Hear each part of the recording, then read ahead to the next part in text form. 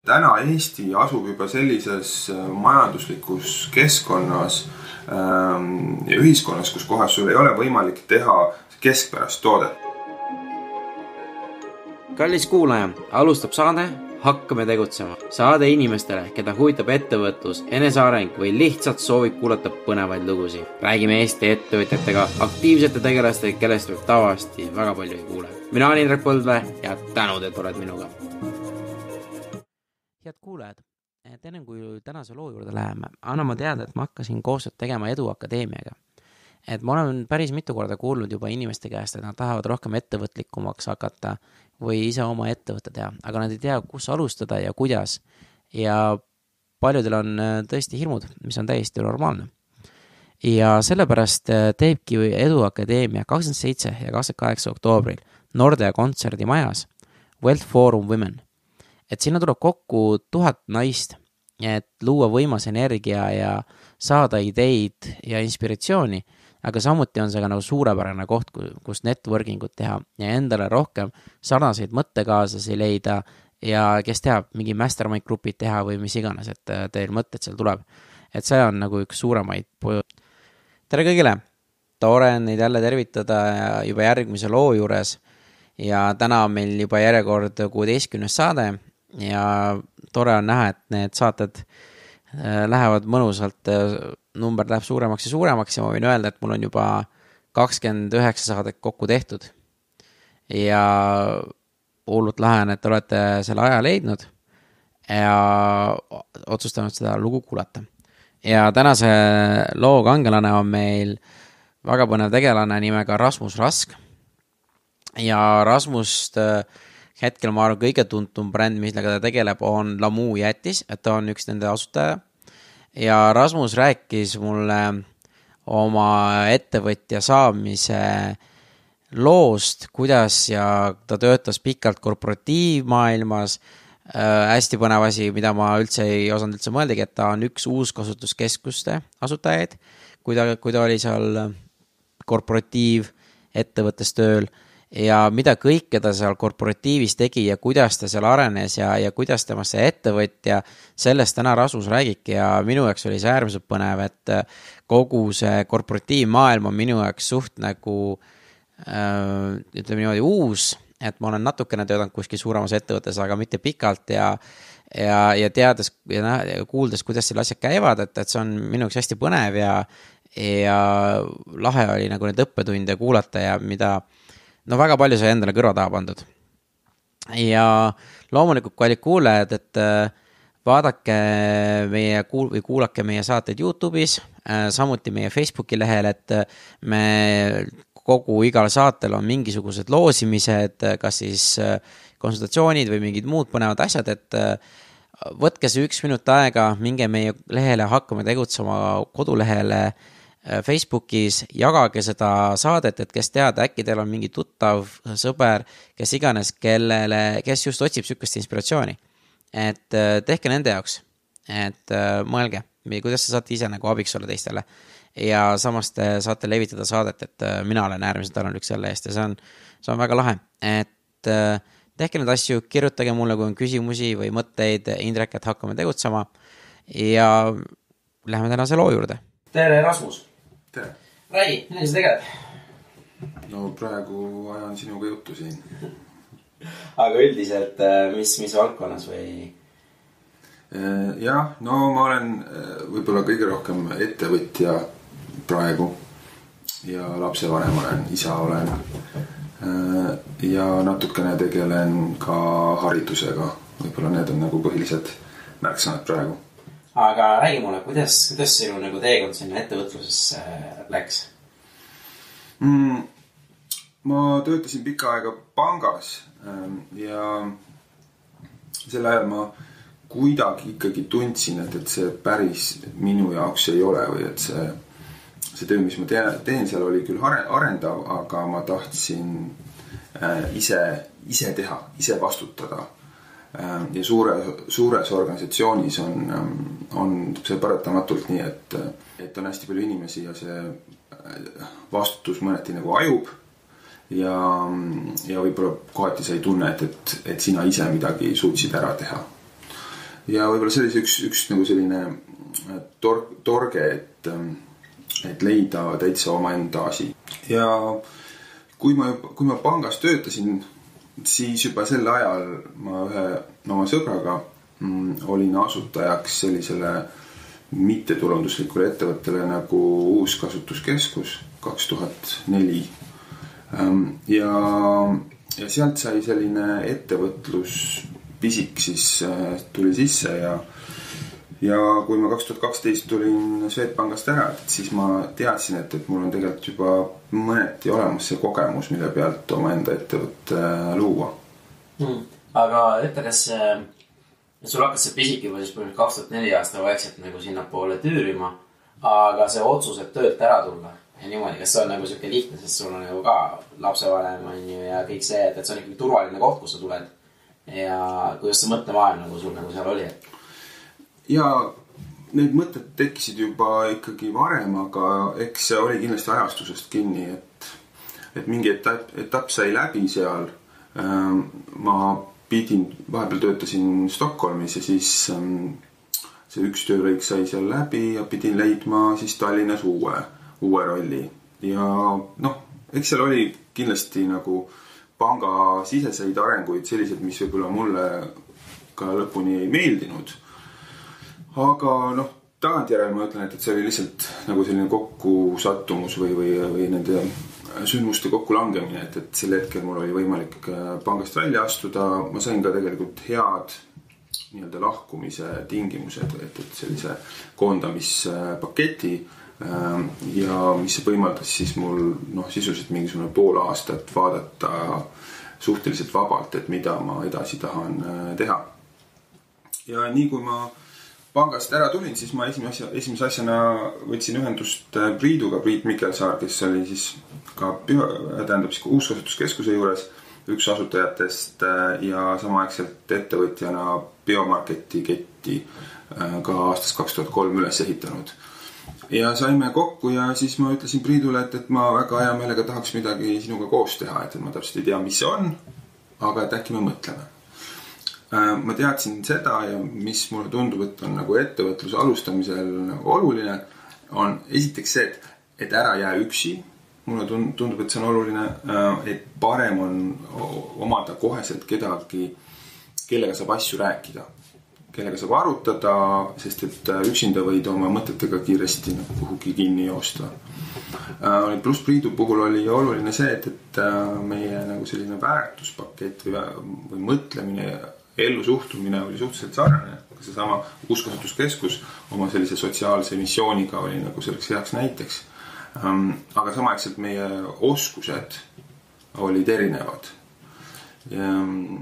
Ja kui Priidul oli selline tugev majandus, haridus ja majanduspõhi ja finantsidest arusaamine, siis ma olin õppinud juristiks, aga edasi sealt olin töötanud nagu personalijuhtimisega, turundamisega, brändi loomisega ja selliste teemadega. Küsin, kas sa läksid Swedi, mis ameti või juristina, jah. Aga kuidas juristist kasvab välja turundus, personal ja kõik see kokku? Ega ta vist nagu päris tüüpiline areng seal kindlasti ei olnudki. Aga kuna ikkagi ma tundsin kogu selle pangas olemise aja, et ma otsin seda oma kohta ja oma teed, et siis ma olin hästi avatud nagu erinevate rollidele ja suures pangas seal oli mingil hetkel oli 6000 inimest töötas Swedbankas, et tõesti neid arenguid ja uusi valdkondi ja rolle tekkis juurde ja siis ma nii tasapisi kompasin, et mis mulle rohkem sobib ja rohkem juba sel ajal, kui mina olin seal, siis tehtigi palju asju nagu projektipõhiselt, mis võimaldas ka nendel, kes võib-olla ei ole nagu seda asja õppinud, kuhugi projekti lihtsalt nagu sisse minna ja sealt selle kaudu õppida. Et mul ei ole klassikaliselt turundus või sellise äri või majandusharidust. Aga ma ütlen seda, et kui sa nagu ettevõtjana tegutsed, siis nagu kindlasti haridus nagu business administration või ärijuhtimine või selles mõttes ta tuleks võib-olla kasuks, aga ma arvan, et see ei ole kriitiline, et tegelikult ettevõtjana, no kui sa võtad niimoodi, et noh, põhimõtteliselt Arvo Pärt on ka ettevõtja, on ju, tema või Tõnu Kaljuste ja et sul eelkõige on ikkagi oluline, et sa mingis valdkonnas oled väga hea ja et sul on selline nagu mindset või mõtlemine, et kuidas seda suuremalt teha, kuidas seda paremini teha. No avatud mindset nii-öelda. Aga mind tegelikult huvitab veel selles nagu Swedbanka sees, et ma ise ei ole nii suures ettevõttes nagu töötanud, et kuidas see liikumine ja see oli, et sind võetakse juristina, kas sul on kerge neid positsioone seal või vahetada või et kuidas see nagu käib, et kas sa pead ise olema seal hästi aktiivne ja lähema või kuidas see on, sest ma tean inimesi, kes on näiteks 6 aastat ühe positsioonil olnud ja nad ei julge ei saanud liikuda või kuidas see nagu... Jah, peab olema aktiivne. Ma arvan, et see on kõige lühemalt öeldes, mis on oluline. Et on võimalik olla kindlasti hea ja saada paremaks nagu, täpselt selles rollis, kuhu sind on palgatud, aga alati, kui pank kasvab eriti, no ja mina olin just sel perioodil seal, kui Eesti keskne pank muutus kõigepealt Baltikumi keskseks pangaks ja lõpuks see oli ühendatud Rootsi pangaga. Et seal oli pidevaid struktuuri muudatusi ja arenguid, et need lõid nagu väga palju erinevaid võimalusi uusi rolle võtta. Aga jah, ise peab olema loomulikult aktiivne. Ja kuidas sina seda aktiivsust väljendad? Lihtsalt ongi see, et sa kuuled midagi tehakse, siis sa läheb kaasa või lööb kaasa, et kuidas see nagu suures korporatsioonis käib? Võib-olla, no minu enda roll kohe algusest peale oli selline, ma töötasin juhatuse juures, tähendab siis Hansapanga juhatuse juures juristina. Ja üks selle rolli selliseid, ma ei teaks, boonuseid või selliseid omadusi oli see, et mul oli nagu väga palju infot, mis pangas toimub. Mis on need arengud, kuhu me laieneme, mis üksuseid juurde luuakse, millele äri osas rõhku pannakse ja samuti organisatsiooni arengu osas. Ja sealt kaudu ma olin nagu teadlik sellest, et kui näiteks otsustati, et on oluline tugevdada personali protsesse, muuta nagu personali juhtimist pangas nagu süsteemsemaks, et siis mingil hetkel ma sain lihtsalt käe püstidest öelda, et ma tahaksin olla selle projektiga seotud. Ja sel hetkel, see oli 2004-2005 konkreetselt, siis Indrek Neivelt, kes oli selle ajal minu otsene juht ja panga juht, ütles, et jah, et kui sa tahad, siis me anname sulle selle võimaluse. No ta usaldas mind. Okei, see on väga huvitav. Et siis ma saan aru, et on ju Swedbank tegelikult juba kõik need rollid, mis sa tegid, sa ise seda võib-olla ei ajanud sel hetkel, aga tegelikult valisid ette sind ettevõtjaks just tulemused just nagu erinevate töödega, et sa ise nagu oli nii aktiivne ja tegelesid sellega. Ja, noh jah, kui mõelda seda, et ma tõenäoliselt alati olen mõelnud, et ma olen pigem nii-öelda generalist, et ma oskan rohkem asju üldisel tasandil ja võib-olla ma ei ole oma loomuselt selline nagu väga suur süüvija ühte konkreetsesse teemasse. Et selles mõttes nagu ja pangas tihtipeale ongi sul selliseid oskuseid vaja, et kuna on hästi palju üksuseid, siis on vaja palju koostööd teha, suhelda, osata nagu selliseid projektijuhtimise oskusi. Et selles mõttes need võib-olla minule sobisid seal. Ja siis nüüd, kui sa pangast ära läksid, said müüdud kokku, kuule, teeme midagi. Aga ma ei tea, mida. Täpselt. Kuidas see mõtteprotsess seal oli? No, ma olen kuulnud, ma tean ka, et paljud inimesed ütlevad, mul ei ole ideed, et ma ei tea, mida teha. Ma ootan seda ideaalset ideed ja siis ma hakkan tegutsema. Ja, no tagantjärele vaadates muidugi see läks tõesti väga lihtsalt meil. Meil ei olnud väga pikka sellist perioodi, kus me oleksime ummikusse jõudnud, et mida konkreetselt siis me tegema tegelikult see oli nagu konkreetselt üks õhtu, kus me võtsime mingi 2-3 tundi lihtsalt põrgatasime läbi erinevaid mõtteid, mida võiks teha, aga me seadsime endale selles mõttes nagu juba väga konkreetse raamistiku. Ütlesime seda, et see peab olema seotud toidu tootmisega ja see peab olema mahe. Miks te toidu tootmisega just? No üks konkreetne ajend või põhjus oli see, et Priit nägi oma enda poodide juures, et ta tahaks müüa Eesti mahekaupa, aga seda ei ole. Et tema riiulitel oli eelkõige Saksamaalt toodud mahetoit. Ja samaaegselt oli huvitav või imelik mõelda seda, et Eestis nagu mahepõllumajandus on tegelikult päris hästi arenenud. Ehk et sel hetkel võib-olla oli kuskil 15% kogu põllumaast oli mahepõllumaa. Ja täna on see ligi 20%. Ja samaaegselt, mõtle, poodides on umbes 1% sellest kaubast, mida müüakse mahe. Ehk et kuhugi kaob see, et toodetakse, et ma räägin nagu aktiivsest põllumaast, et kus midagi toodetakse. Toodetakse mahedalt, aga ei müüda mahedalt. Kuhu see kaob? Kuhu see kaob, jah. Ja see tõdemus oli, et tegelikult ta kaobki tavakauba või tavatooraine sisse, et paljud mahetootjad toodavad küll mahedalt, aga müüvad selle suhteliselt odavalt sinna samma piimakombinaati või lihakombinaati mitte maheda kaubana. Mõneti on see võib-olla selles mõttes nagu hea mõelda, et isegi kui sa ostad tavaliha, konventsionaalselt toodetud liha või piima, et siis seal on päris suur osakaal tegelikult mahepiimal või maheliha. Aga meie ülesanne, mida me nägime, on see, et see väljakutse oli see, et olla seal vahel see nii-öelda see käitleja või siis selle mahetooraine väärindaja. Et see oli see piirang, mis me endale lõime, ja siis me hakkasime mõtlema, et mis tooteid me siin saaksime, millega me hakkama saaksime põhimõtteliselt. Ja selles mõttes see jäätis tuligi hästi loogiliselt, kuna jäätise peamised koostisosad, piim, koor, ja munad näiteks ja marjad, suhkrut me ei saa Eestist, aga kõik sellised need koostisosad olid mahedana täiesti kättesaadavad. See tundus nagu väga hea loogiline selline mahetoode, mida turule tuua ja seda ökojäätist sellisel kujul sel hetkel ka ei olnud.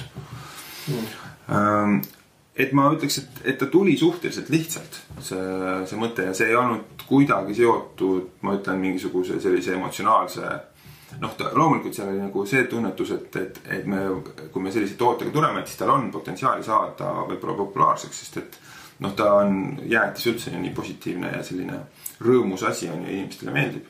Aga meie mõtlesime ikkagi eelkõige seda, et kas me suudaksime ta nagu niimoodi ära toota, et seal tekkis ka mingi ärimudel sinna taha, et me saaksime selle päris nagu ettevõtteks luua, et ta ei oleks lihtsalt selline hobitegevus. Sa ütled küll, et see tuli lihtsalt see idee, aga mul on tunne ikkagi see, et kuna te endale need raamistikud seadsite fookuse, just oligi see, et toit ja öko, et see tegidki teile lihtsaks, et kui tuleks siis, et teeme ükskõik mida, siis te võib-olla oleks seda põrgatad seal mingi 4-5 kuud mingit pallikest ja vaadata.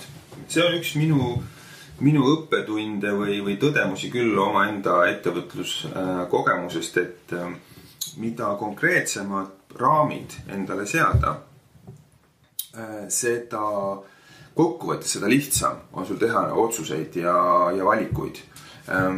Loomulikult ka need raamideni jõudmine, et mis on nagu sellised mõistlikud raamid või mõistlikud piirangud, et see on kindlasti nagu mõttetöö ja ei pruugi kergelt tulla. Aga mulle tundub küll, et palju keerulisem on olla sellise, et kõik valikud on võimalikud olukorras, kui see, et sa oled öelnud, et vaata, et sa tahad, kui me räägime kasvõi sellest koolikogemusest, et me tahame kindlasti, et need õpiviisid, mida me seal koolis rakendame, oleksid tõenduspõhised, et keegi oleks neid varem uurinud ja öelnud, et näidanud, et need töötavad. Ja selle tõttu, kui sa ütled, et sellise piirangu, et see on nagu tõenduspõhisus, see tähendab seda, et sul on nagu suur hulk erinevaid õppeviise, mis võivad ka toredad olla, langevad koheselt ära. Ehk et sa oled loonud endale sellise väga konkreetse raami. ja selles samas raamis siis sa paned ennast pingutama. Et kuna me teadsime, et tõesti need põhitoorained, piim, koor, marjad on Eestis olemas, on ju, aga et seal on rida teisi tooraineid, mida me ei pruugi Eestist kätte saada või et kui me teeme selle esimese vanillijäätise ja võib-olla kohvijäätise ära, mille jaoks me teame, et meil on tooraine olemas, aga kokkuvõttes sa tahad ju areneda, sa tahad teha uusi põnevaid maitseid, et kus kohast need peaksid tulema. Ja see on iseenesest, ja ta ongi põnev protsess olnud, et nende toorainete hankimine, Eesti väiketootjatega suhtlemine, teinekord ka sellist kokkulepete tegemine, et kuule, et vaata, et kui sa suudad mulle toote järgmiseks sügiseks tonn astelpaigu, et siis me teeme sellest jäätise. Ja et see ongi tegelikult see nagu põnev pool selles nagu piirangute maailmas opereerimisel. Aga ütle nüüd, kui teil see idee oli olemas, ma saan aru, et teil oli selle juhtus natuke nagu kergem start, sest Priidul on juba nagu pood olemas, sul on ka nagu kindel see, aga ikkagi kuidas te nagu, mis need järgmised sammud olid, et ma mingipärast kahtlen, et kumbki on kunagi elus jäätist valmistanud või suuremas koguses, et kuidas see protsess nagu hakkas? No me vaatasime siis järgmisena, kuna tegu on tootmisega ikkagi, ta tootmisettevõtted, siis seal on see tootmisseadmed on oluline aru saada. Üldse nagu iga selle ärimudeli juures sa pead nagu aru saama, et mis on selle juures nagu kriitiline, et mis on need 2, 3, 4 asja, mil sa pead nagu lõpuni selgeks tegema endale. Ja jäätise tootmise juures selgelt nagu masinad, millega sa toodad.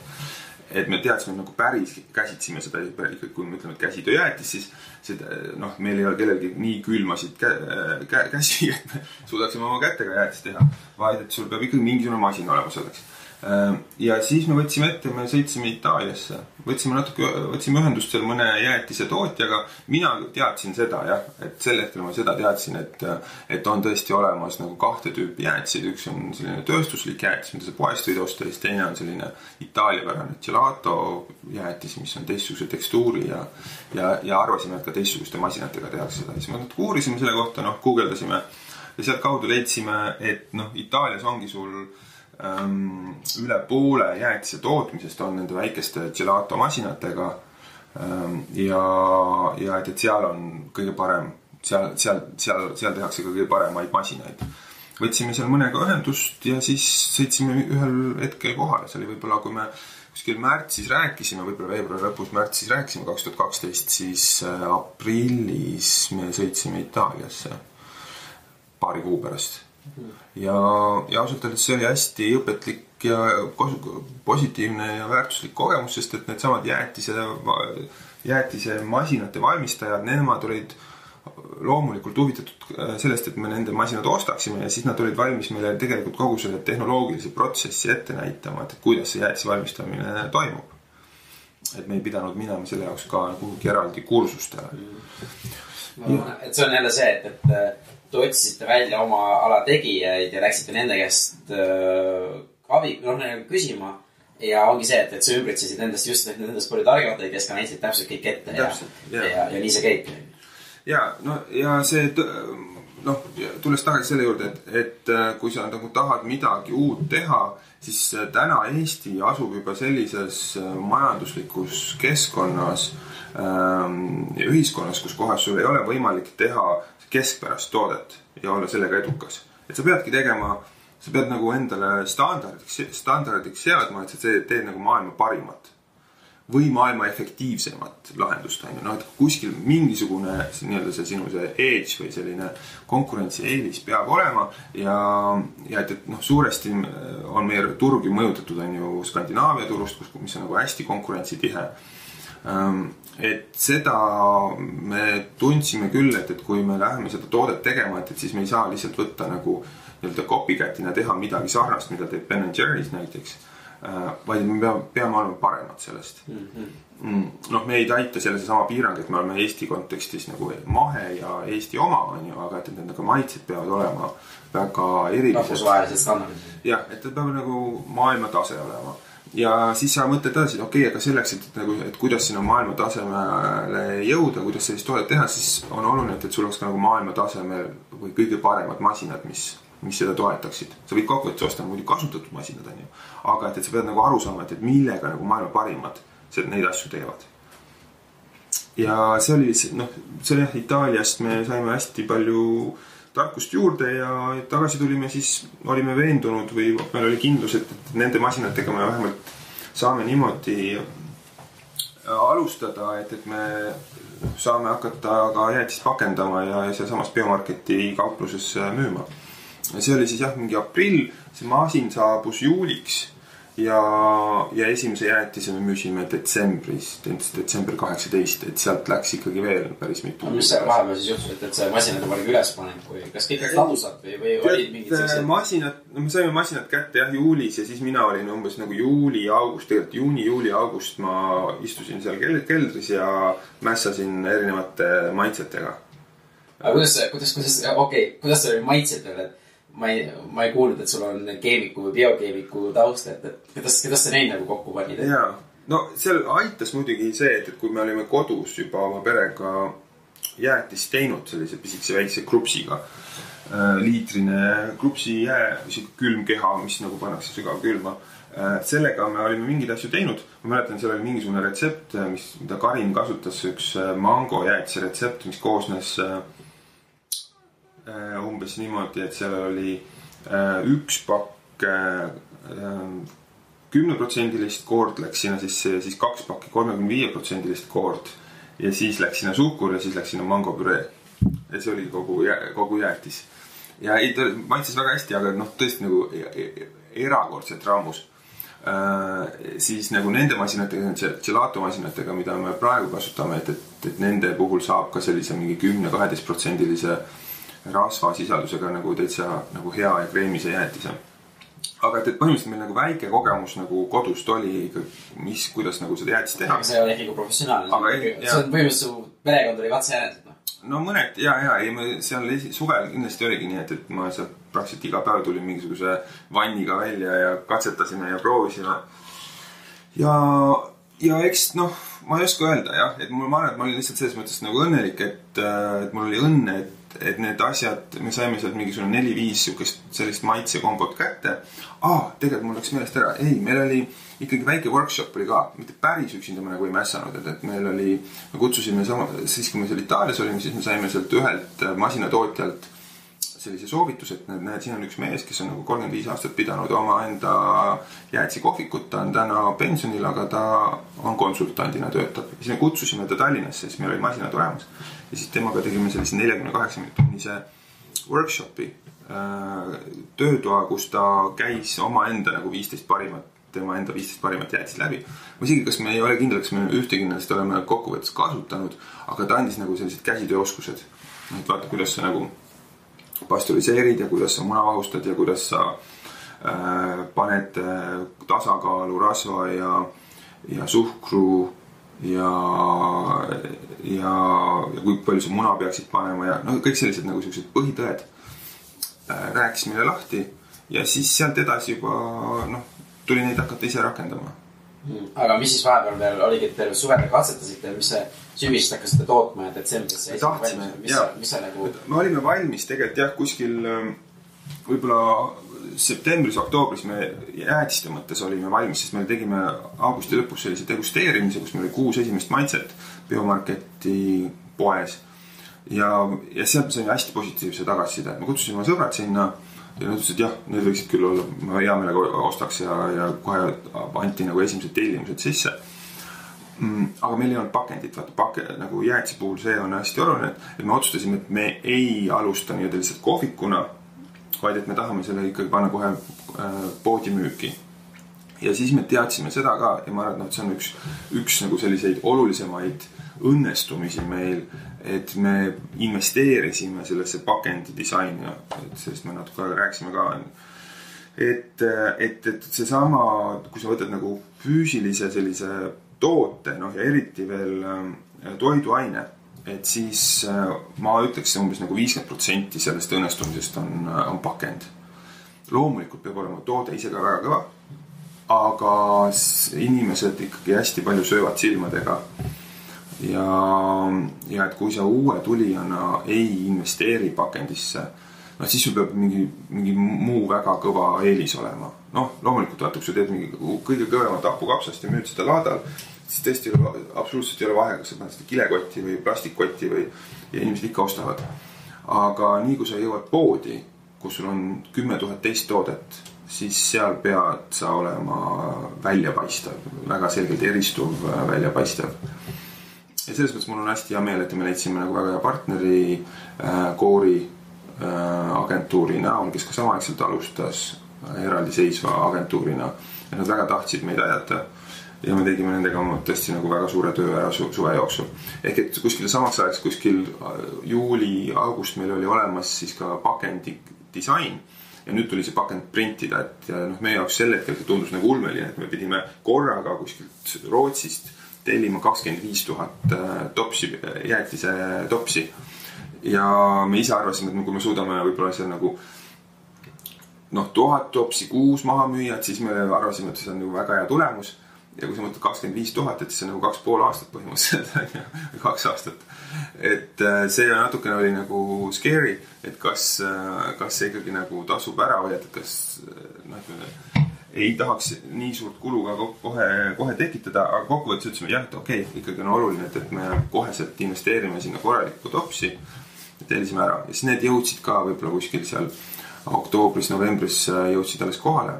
Pluss siis oli see, mis meid natukene hoidis tagasi, oli ka meie jaoks täiesti uus maailm, oli kogu selle tootmisprotsessi selline nagu hügieeni ja toiduohutuse pool. Ja seal me pidime saama kooskõlastuse või sellise tunnistuse ja tunnustamine on selle nimi, tunnustamise Tervise- ja Veterinaar-ametilt ja esimene kord me ei saanud seda. Miks ei saanud? Lihtsalt me ei osanud. me ei olnud seda jälle õppinud ja siis me nagu oma peaga mõtlesime, et kuidas need asjad võiksid seal käia. Ja siis nad tulid ja vangutasid pead ja ütlesid, et nii need asjad ei lähe. Aga nad olid samas jälle ikkagi hästi mõistlikud, öeldes, andes nagu põhimõtteliselt juhised, et vaadake neid asju ja võtke endale konsultant. No ja siis me võtsime mingil hetkel konsultandi, kes oli varem neid enesekontrolli plaane ja selliseid puhastusplaane ja kõike asju teinud ja siis me saime need asjad jonksu, ja niimoodi läks, et me tegelikult ikkagi kordagi ei tundnud seda, et me ei saa seda tootmist käima. Aga seal olid jah need sellised väikesed tagasilöögid. Need, millega te ei arvestanud. Aga oli ka teisi, mis üldse nagu ei arvestanud ja tuli nagu välk. Sellist asja ei olnud, kuigi vaata kogu aeg on selles mõttes nagu uue asja alustamisel, ma usun, et sa tead ise ka, on selline tunne, et sa ei tea, kus kohast see kirves võib tulla. Et sa teed oma arust nagu kõike teed õigesti, aga sa lihtsalt ei hooma seda kogu seda areeni või valdkonda, et iga kell võib kuskilt kõrvalt tulla mingisugune piirang või mingisugune regulatsioon või mingisugune arusaamine, et kurat tegelikult sellisena see üldse ei saagi toimida. Et seda tunnet oli kogu aeg kuni lõpuni välja ja selles mõttes oli see nagu suur vabanemine, kui me lõpuks jõudsime poodi ja keegi ei saanudki öelda seda, et teid ei tohi müüa. Aga kuidas sinu enda nagu mõtlemine on, et kui tulebki selline nagu tagasilöök või takistus, et palju ütlevad, kurat, mis me ikka jaamame või midagi sellist, kuidas ise nagu, et mis on sinu nagu see mõtlemissüsteem, et kas sa proovi ümbert minna või kuidas see on? No, ettevõtjana sa pead olema valmis ebaõnnestumisteks. Et loomulikult sa pead pingutama ja tegema väga kõva kodutöö ära, aga see lihtsalt see saatuse, kas või saatuse või juhuse või ajastuse küsimus, selle osakaal on ikkagi ettevõtluses ju hästi suur. Ma ütleks kokkuvõttes ikkagi enam 50-50. 50% on see, mida sa ise kontrollid ja kus pead tegema nagu väga kõva töö ja 50% on siis kas ajastus, juhus, õnn, mis iganes. Ja selles mõttes, kui mingisugune takistus, kas see takistus võib olla see, et sa mingil hetkel saad aru, et keegi on täpselt sinuga paralleelselt alustanud seda või on mõni kuu sinust ette jõudnud ja jõuabki sinust ette ja sa võib-olla peadki tunnustama seda või aru saama sellest, et siia turule mahub ainult üks tegija sel hetkel ja võib-olla see on ka täiesti piisav põhjus, et me ei tee seda, et me ei lähe nagu head to head võistlema selle turuosa pärast, vaid et see võib-olla see ajastus täna ei olnud õigem. Või võtame sammu tagasi, otsime oma niši.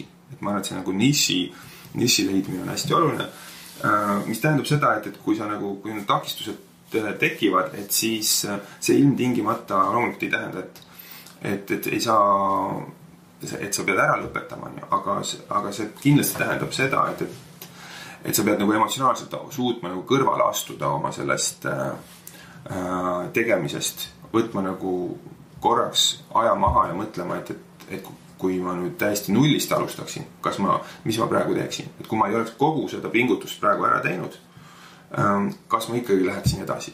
Sest et vaata, kui sa oled emotsionaalselt kuhugi nagu investeerinud ennast, on ju, et siis sul on hästi suur tahe panna pimesi edasi, sest et ma olen nii palju tööd juba ära teinud. See on nii raske otsustada, kuna on õige aeg lõpetada ja et sa paned emotsioonid mängu sinna. Ja needsamad, mina ei ole nagu seda klassikalist startupi skeenet väga nagu sellel skeenel nagu väga toimetanud, aga seal on ju vaata selline üks kuldreeglitest on, et fail fast on ju.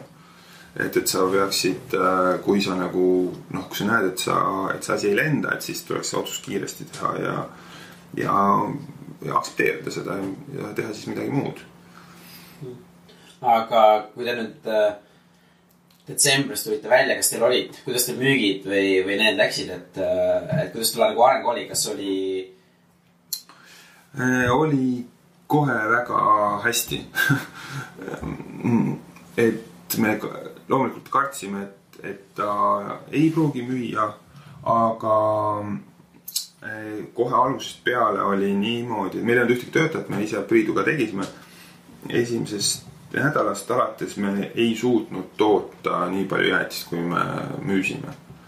Ja detsembrikuus isegi, kui nagu tegelikult, Eesti kohta öelda, sellest minu jaoks see jäätis ongi nagu huvitav, sest meil on ju 12 kuud halba rannailma või suusailma ja kõik on, et jäätis just nagu, jäätis ei ole loogiline asi tegelikult, mida võiks nagu süüa teha tegelikult. Jaa, võiks mõelda küll nii. Ja ma ei tea, kas me sel hetkel isegi seda teadsime, aga kui sa võtad näiteks meie naabrid soomlased, siis nemad on maailmas vist number 1 jäätise sööjad. Et see on kohvijoojad on number 1. Jah, kohvi ja jäätis. Et selles mõttes see ju vaataga räägib vastu sellele kliima ja geograafilise asukoha argumendile. Et eestlased söövad ka palju jäätist ja söövad just kodus sellist karbijäätist. Suvel söövad pulgajäätist võib-olla rohkem, aga üle hooaja söövad ka ikkagi päris palju jäätist. Et selles mõttes nagu jõuludaeg, vaata jõuludaeg, niimoodi teised inimesed proovivad uusi asju ja on palju heldemad ka erinevaid asju ostma, et ma arvan, et selles mõttes ta oli iseenesest võib-olla isegi hea koht, hea aeg välja tulla. Aga meil oli selles mõttes kõva taganttuul, et need samad mõned degusteerimised, mis me oleme teinud, olid tekitanud juba sellise nagu eelhuvi. Meil oli Facebookis juba, ma arvan, selleks ajaks võib-olla mingisugune 500 või 1000 huvilist, kes nagu ootas selle tulekut. Pluss nagu täiesti juhusena täpselt samasse aega tehti meiega intervjuu Eesti Päevalehte. Et see nagu umbes samal ajal, kui meil see esimene müük oli, et siis oli nagu samal nädalavahetusel, sisuliselt oli vist, võib-olla ma eksin, kas see nädalavahetusega, aga enam samasse auku oli intervjuu minu ja Priiduga Eesti Päevalehes ja laupäeva lisas. Ja see andis loomulikult päris suure kõlapinna ja sealt tekkis kliente koheselt juurde. Pluss, aga ma ütleks seda ikkagi, et neid, kes sul nagu ühekorraselt toodet prooviksid, neid on alati ju olemas, on ju, et sa leiad need oma sõprade ja tuttavate hulgast. Aga küsimus, et kas see muutub kordusostuks, et kas sa oled valmis veel korra ostma seda sama asja. Ehk et ma arvan, et ikkagi nagu mõned maitsed olid kohe algusest sellised, mida inimesed hea meelega ostsid endale uuesti või siis hakkasid viima kingituseks, näiteks kui sa lähed sõprade juurde sünnipäevale, mis iganes puhul. Aga mis on ka mingi maitse, mis üldse nagu töötanud Pariti nii-öelda, pangi nii-öelda. Ja, algus muidugi saanud sellest aru, et muidugi meil on olnud selliseid maitseid, aga vaata, kui ma ütlesin, et me ei suutnud toota nii palju kui müüdi, siis alguses tundus, et kõik maitsed on väga populaarsed.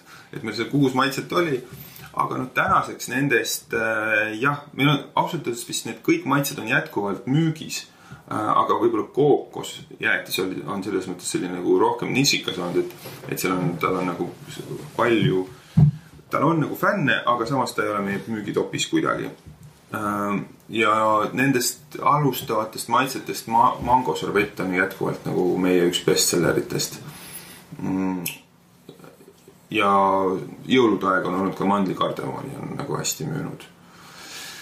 Et selles mõttes, aga kui rääkida nendest maitsetest, siis me oleme 4 aastat tegutsenud, et on kindlasti on olnud seal maitseid, mis kohe nagu 2-3 kuuga saad aru, et ta ei lenda, et ta ei ole hästi vastu võetud ja et tuleb ära võtta. Aga kaua toodategi 2-3 kuud vaadata seda uut maitset või mis teed see tavaline süppe? Tavaliselt, jah, et 2-3 kuu jooksul ta peaks näitama seda, et ta peaks nagu teisest rohkem müüma. Nii või teist nagu esimese kuu jooksul ta müüb sisse, et poed võtavad sisse, aga siis nagu järgmine kuu peaks näitama seda, et kas tehakse juba kordustellimusi või ei tehta.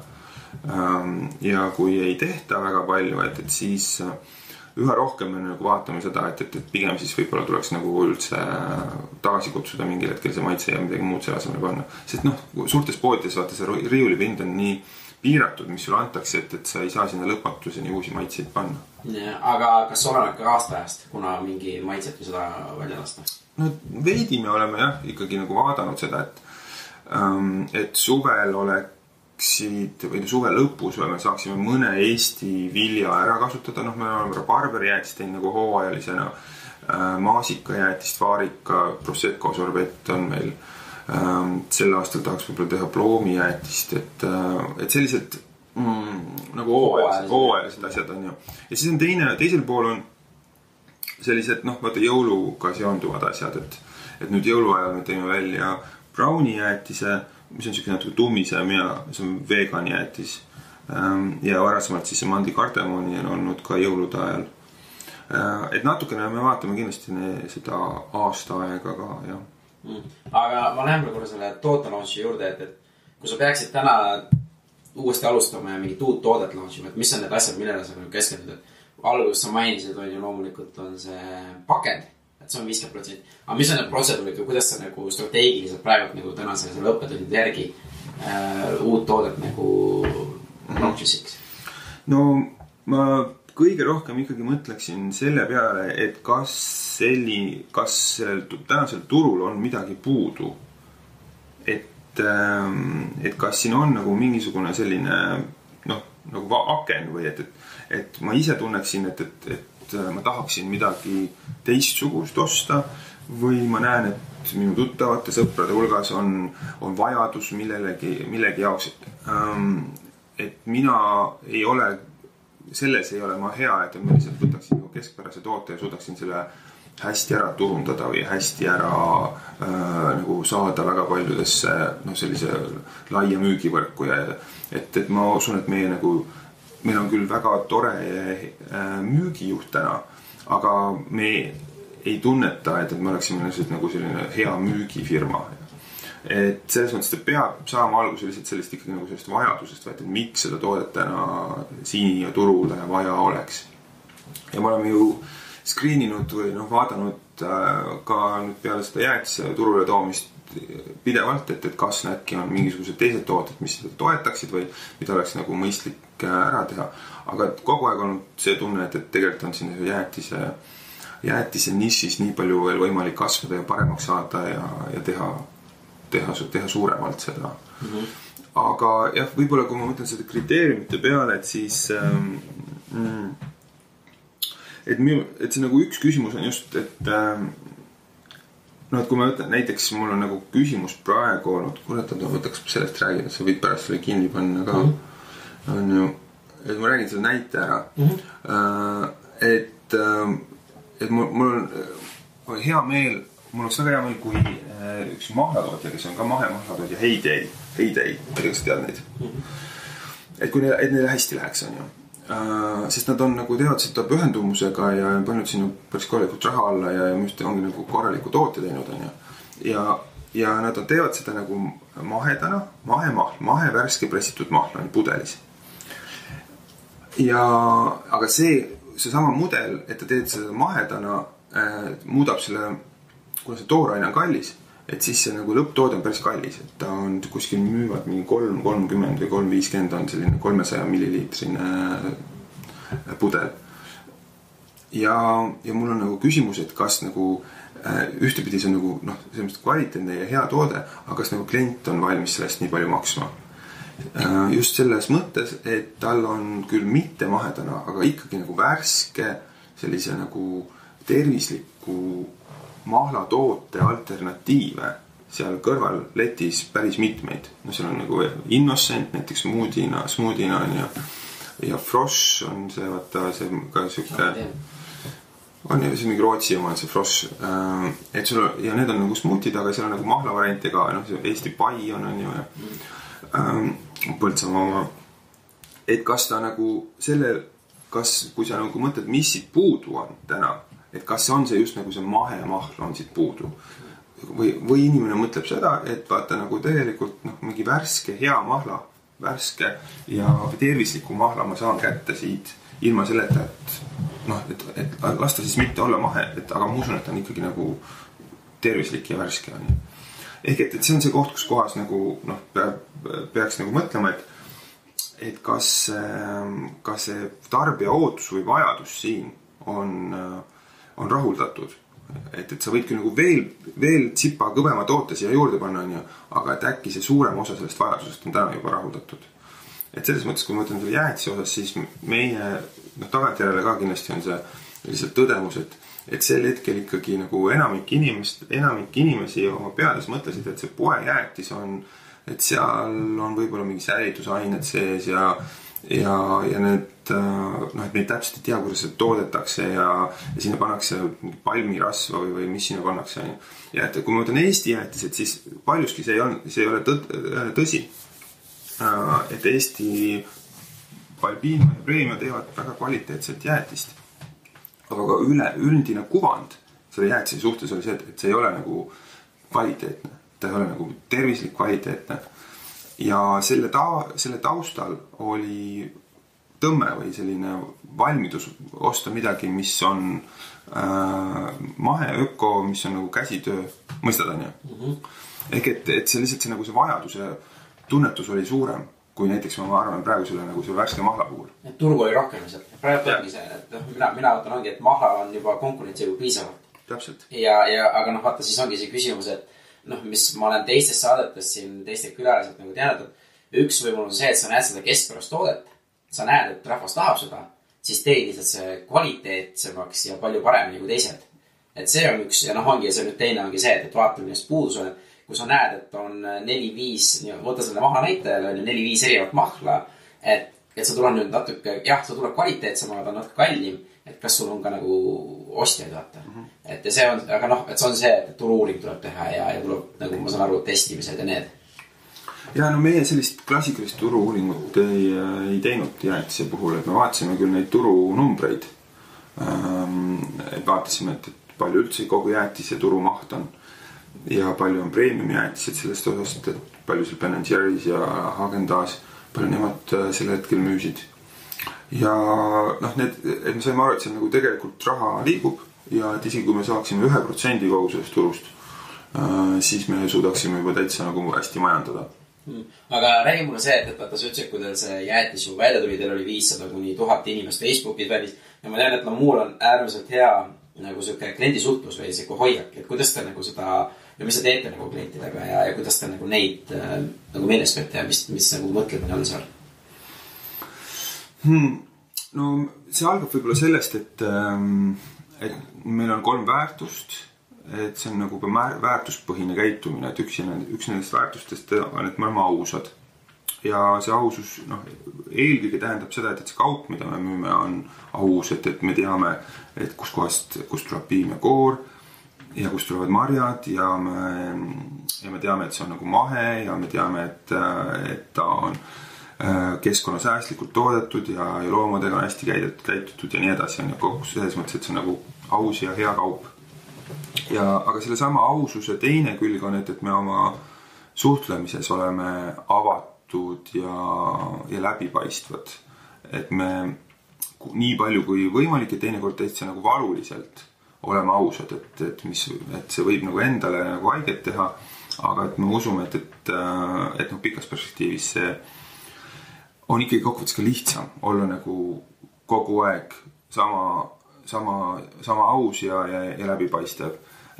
Ja võib-olla selle sama väärtust on nagu hästi loogiline ja lihtne rakendada just sotsiaalmeedias, Facebookis, kus mulle tundub, et ettevõtted ei saa käituda ettevõtetena, vaid nad peavad käituma inimestena.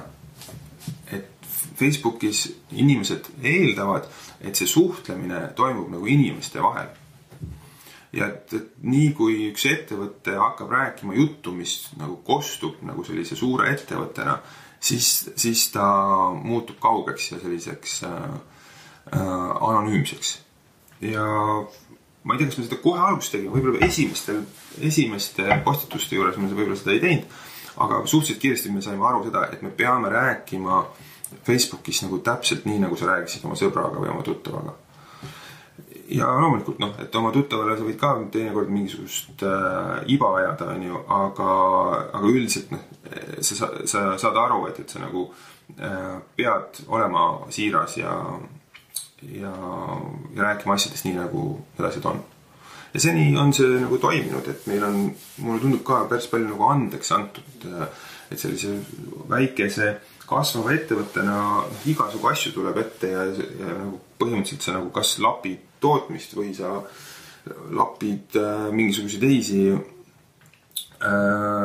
protsesse seal, et kas toorainet kuskilt on puudu või siis kui on müük liiga suur on ja et siis et jäätist on puudu ja et kasvuraskuseid on kogu aeg. Ja mulle tundub, et see, et me oleme sellest nagu avatult rääkinud, on meile kokkuvõttes nagu mõjunud hästi, et üldiselt ma arvan, meid nagu usaldatakse, et kui me midagi ütleme, et siis inimesed usuvad, et jah, see nii ka on. Kui see ei ole lihtsalt muidugi teinekord me lihtsalt oleme ajanud täieliku iba ja et siis teinekord tundub, et meid ei tohi nii tõsiselt võtta. Ma arvan, sellest saavad inimesed aru juba, et see ongi ma arvan, see on väga õige point, et inimesi see korporatiivse jutt, see ajabki kaugemaks ja inimesed tahavad nii nagu on ja nii ongi hea isegi kui midagi läheb valesti, olla aus selle vastu ja inimesed tegelikult annavad kergemini andeks kui see, et hakkavad süüd kuhugi mujale nagu. Ja, näiteks see reegel on meil väga hästi toiminud, et kui midagi läheb, kui inimene ostab näiteks jäätise, mis on kas või seal poes külmikus ära sulanud vahepeal, tal on jääkristallid sees või midagi ja ta ei maitse nii, nagu ta peaks maitsma, et siis me mitte kunagi ei hakka temaga vaidlema. Et meil oleks võimalik öelda, et see on meie viga, et see on pood on seda valesti hoidnud või et sa oled ise seda oma külmikus valesti hoidnud või mis iganes. Aga ma arvan, et esiteks inimene ei pöördu meie poole, kui ta ei oleks siiralt õnnetu selle üle, mis on nagu juhtunud või pahane ja et tema eesmärk ei ole mitte nagu meid kuidagi karistada, vaid ta tahab endale lahendust saada oma sellele probleemile. Ja see on see, mis sa pead pakkuma, sa pead nagu koheselt pakkuma lahenduse. Et sa ütled jah, et see on nagu väga kahju, et see asi on juhtunud ja et me hea meelega anname sulle 1-2 uut jäätist, et sa saaksid selle mõru maitse kohe unustada. Täpselt, ja samas see positiivne tagasiside, mis tuleb, on seda rohkem vähe. No jaa, et vähemalt siis sa jätad võimalust, et ta kunagi uuesti võib-olla ostab mingil hetkel, et kui sa hakkad selle inimesega nagu tüli norima ja vaidlema, et siis suure tõenäosusega see kliendisuhe on nagu lõppenud. Aga räägi mulle lõpetusega, mis Lamoon nagu nüüd plaanis on, kas on Eestist välja juba läheb, mis riigid, kus?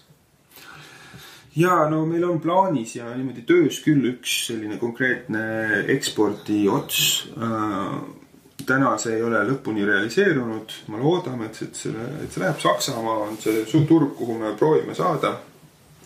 Et see on nüüd juba umbes nagu aasta aega susisenud ja loodetavasti see õnnestub sel kevadel. Aga mõtlen, sellist asjade puhul sa kunagi ei tea. Et see on täpselt see, et kuskilt tuleb ikkagi nagu see plokk ette, et lõpuks leitakse, et vaata, et need maitsed näiteks ei sobi sellele turule. Aga me ei ole see mingisugust ülipõhjalikku turuuringut jälle teinud. Mis iganes asju võib vahele tulla. Et selles mõttes me peame selleks valmis olema, et ka need investeeringud ja kulud, mis me sinna turule täna sisenemisel oleme teinud, et neid ei pruugi õigustada. Aga teistpidi see on ju hästi põnev on ju, et kui me ja see on andnud hästi palju kogemust ja et kui see ei ole Saksamaa, siis on see äkki mingi teine riik mingil hetkel. Väga hea, aitäh selle loo jagamisest. Et ma küsin sinu käest nüüd mõned küsimused siuksed, mida ma olen ka teiste külaliste käest küsinud. Et ma kõigepealt alustan sellega, et kas sul on endal mingi kindel hommikurutiin, millega sa alustad oma iga päeva esimesed 60 minutit näiteks või? On midagi välja kujunenud? Minu rutiin, minu hommikud näevad välja niimoodi, et me oleme Kariniga, minu abikaasaga ära jaganud koolipäevad, et kes tõuseb ja siis kui on minu päev, siis ma tõusen 6:45 ja ajan kõigepealt üles oma lapsed, aitan nad riidesse, sest kui isegi 7-aastasena ja 10-aastasena on koolipäeva hommikul riidesse panemine nagu kõige nõmedam ülesanne üldse. Ja me oleme aru saanud, et ei ole mõtet nagu vihastada selle peale, et parem lihtsalt aidata nad riidesse. Ja siis samaaegselt sa teed mingid võileivad või pudru või mingid asjad valmis ja siis kuskil 7:40 tunni aja pärast nad siis lähevad ise tipa-tapa kooli või nüüd talvel muidugi vedasin neid ka autoga kooli. Aga loodetavasti nüüd kevadel nad lähevad ise ja rohkem jalgsi või siis rattaga. Ja see on minu esimene tund. Kui ma ei pea lapsi kooli aitama, et siis ma võib-olla magan kuskil 8:30 praegu. Ja tavaliselt ma selle esimese osa päevast tahan jätta ise endale, et enne 10 ma ei taha reeglina mingisuguseid kohtumisi endale panna, millega muus on selline rutiinsemad kohtumised, rutiinsemad koosolekud on alates kella 10. Ja siis ma saan veel, ma saan rahulikult kodus hommikust süüa ja siis teha mingeid e-maile ja nagu päevaks natukene ette valmistada asju. Et sul on enda jaoks ikka kindel aeg ära planeeritud. Ja selle üle ma nagu ikkagi ülimalt õnnelik, et ma see hommik on minu enda hommik, et nagu pangas seda ei olnud võimalik teha, et pangas sul tihti peale koosolekud võisid alata juba 8:30, võib-olla isegi kell 8, oleneb, kui seal on mingisugune tõsisem projekt oli käsil ja läksid läbi päeva. Ja nüüd, kui ma aeg-ajalt olen osanud mingi koolitusel või mingis töötoas, mis kestab läbi päeva, siis mul tuleb meelde see pangaaeg, kus kohas nagu lihtsalt marssisid tihti peale nagu koosolekule ja pea oli nagu täiesti paks õhtuks. Et ma seda küll jälgin enda juures, et mul oleks nagu seda õhku seal päeva sees, et päris nagu back to back ei pane koosolekuid täis. Ja pluss on minu päevarutiini osa nüüd viimasel ajal olnud see, et ma jalutan. Et ma ei kasuta autot. Kui me oleme Kalamajas siin, et siis ma jalutan alati vabrikusse, ma jalutan siit vanalinna, kus iganes nagu kohtumised on ka kesklinnas, et ma teen seda jalgsi ka kõige suurema tuisuga. Et ma olen varunud endale sellised riided, et ma täna võin öelda jah, et asi ei ole mitte ilmas, vaid on riietumises. Ja ma selle üle olen hästi uhke praegu, et ma ei. Ja see on nagu selles mõttes nagu nii hea aeg, et kui sa pead kuskilt jalutama mingisugune 15-20 minutit, et see on see, kus ta su nii-öelda selle kõvakett ära puhastab jälle või mitte isegi kõvakett, aga sellise operatiivmõtlemise ära puhastab, et sa saad nagu värskuse tagasi, sul tekib uusi mõtteid. Et see on hästi oluline. Järgmine on see, et kas sa, kui teil on muud, teil on kogemused, aga kas te kasutad ka mentoreid ja kas sa ise oled mentor kuskil? Lühike vastus on ei. Ma arvan, et kui mõelda nii, et siis võib-olla mentoriks tõesti on kõige rohkem Priit minu jaoks olnud, et kuna temal on olnud varasema suurem ettevõtluskogemus, siis sellest tandemis kindlasti Priidul on olnud rohkem selline reflekteerija ja võib-olla sellise pikema vaate või laiema vaate roll. Ja sellest on täitsa piisanud praegu. Et ma panga ajal ma teadsin küll, et seal oli neid kohti, kus nagu just nagu karjäärivalikute mõttes, et mida ma üldse teha tahan, et kui sa oled selliste küsimuste ees, selliste eksistentsialistlike küsimuste ees, siis oleks selline mentorlus asjakohane, ma arvan. Aga täna ma veel ei tunne seda. Ma arvan, et see on hästi nagu vajaduspõhine, et sa pead nagu ise tundma, et sul on nagu vaja, et keegi sind kõrvalt aitab. Täna ma ei ole ka jõudnud väga palju ise mentor olla, et nüüd mind küll sel aastal kutsuti, aga kuna ma olen seotud 3-4 sellise sotsiaalse algatuse või ettevõttega, kus kohas ma olen juhendajaks või aitan nende ettevõtete tegevjuhte, et siis mõneti see on juba nii või teisiti selline nagu, ma ei nimeta seda mentori tööks, aga et sinna kõrvale ma näen, et ma väga palju rohkem ei mahuks. Tegelikult on mõnes, on ikkagi teisegi inimese kuulamine ja suunamine. Jah, mina olen küll olnud sellistes rollides, kus ma ka nagu ise olen nagu ka operatiivsel tasandil kuidagi selle ettevõtmisega seotud on, et vean mingisugust otsa. Aga põhimõtteliselt jah. Väga hea.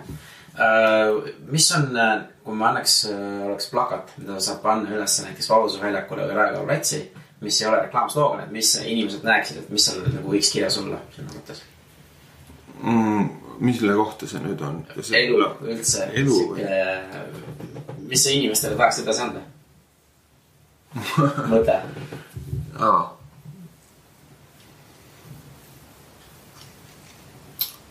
Mina ütleks, et kõik on võimalik vist. Nüüd ei ole ka et see oleks nagu plakat ja kõik on võimalik.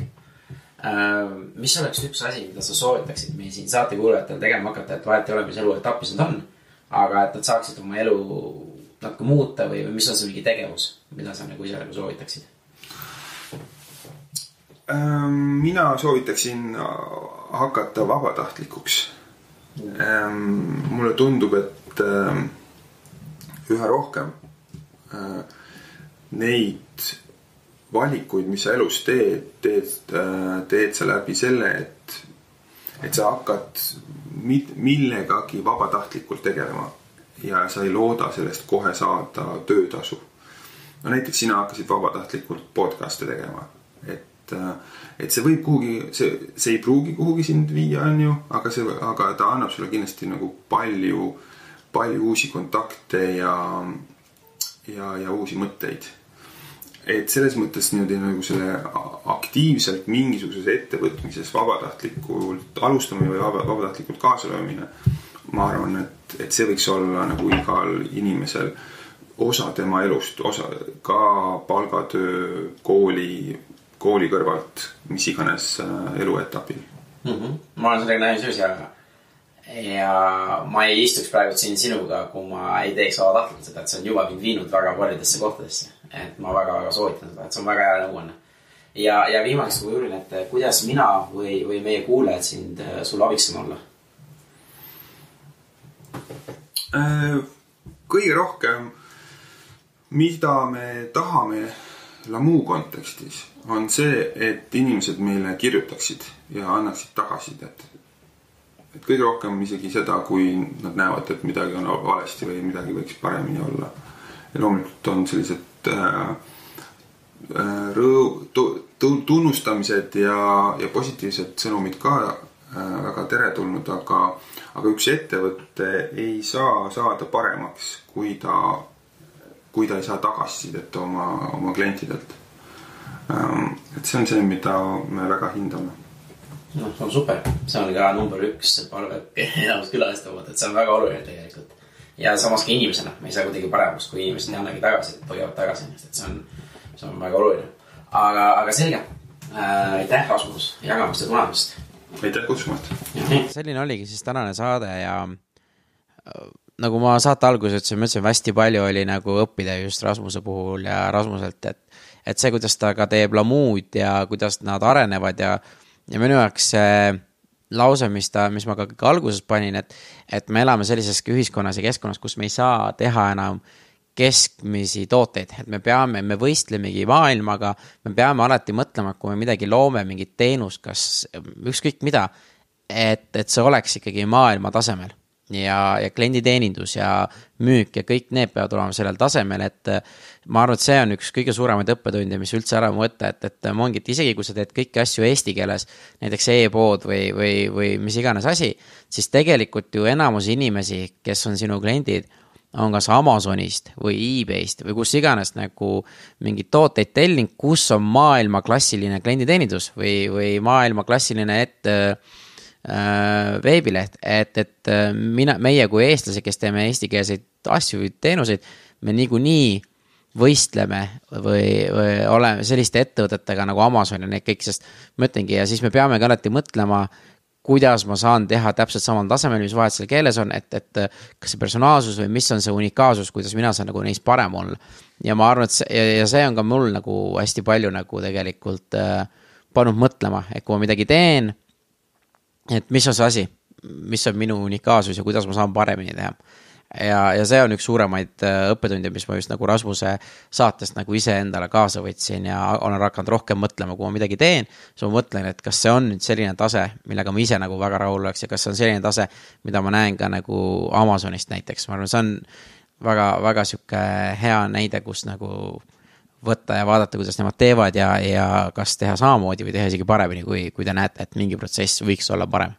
Et see on see mõte ja nagu alati, minge Facebooki, jagage saadet, see on äärmiselt oluline, et jõuaks hästi paljud inimesed, et see oleks hästi lahe, et võtke see 1 või 2 minutit, ma arvan, et see on suht nagu lühike aeg, vaadake YouTube'is, kuulake ja kirjutage mulle, indrek@hakkametegutsema.ee, et jagage mõtteid, mis te arvate, äkki on mõni mõte, kes võiks külaline olla, et olen väga tänulik kõikide selliste informatsioonide eest ja aitäh kõigile kuulajatele ja juba järgmise saateni, et ärge unustage, olge positiivsed, rõõmsad ja aidake üksteist.